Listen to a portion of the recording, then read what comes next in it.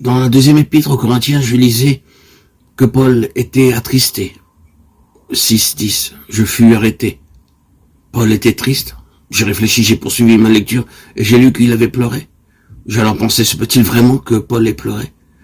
J'ai lu qu'il avait été angoissé aussi, qu'il avait été perplexe. J'ai aussi lu ceci, nous avons été accablés à l'extrême, au-delà de nos forces, de telle sorte que nous désespérions même de conserver la vie. J'étais étonné.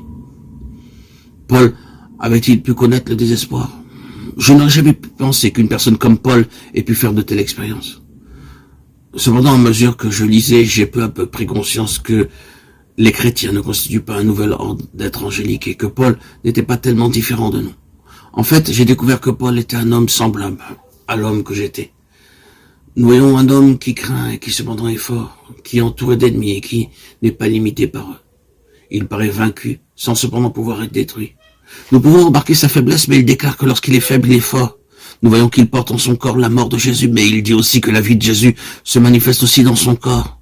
Il passe pour avoir une mauvaise réputation, mais il est aussi bien réputé, regardé comme imposteur, quoique véridique, comme inconnu, quoique bien connu, comme mourant et cependant vivant encore, comme attristé, nous sommes toujours joyeux, comme pauvres et nous enrichissons plusieurs, comme n'ayant rien et nous possédons toutes choses, de Corinthiens 6:10. C'est cela un chrétien. Comprenons-nous ce que signifie être chrétien? Un chrétien, c'est une personne fondamentalement illogique.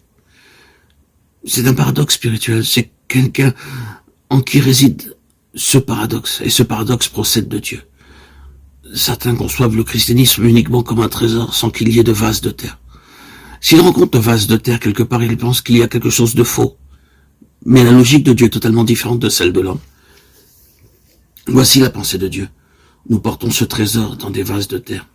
C'est pourquoi nous ne devons pas nous désespérer de voir encore le vase de terre. Dans son dessein, Dieu n'a pas désincarné le vase de terre. Il a placé son trésor au-dedans.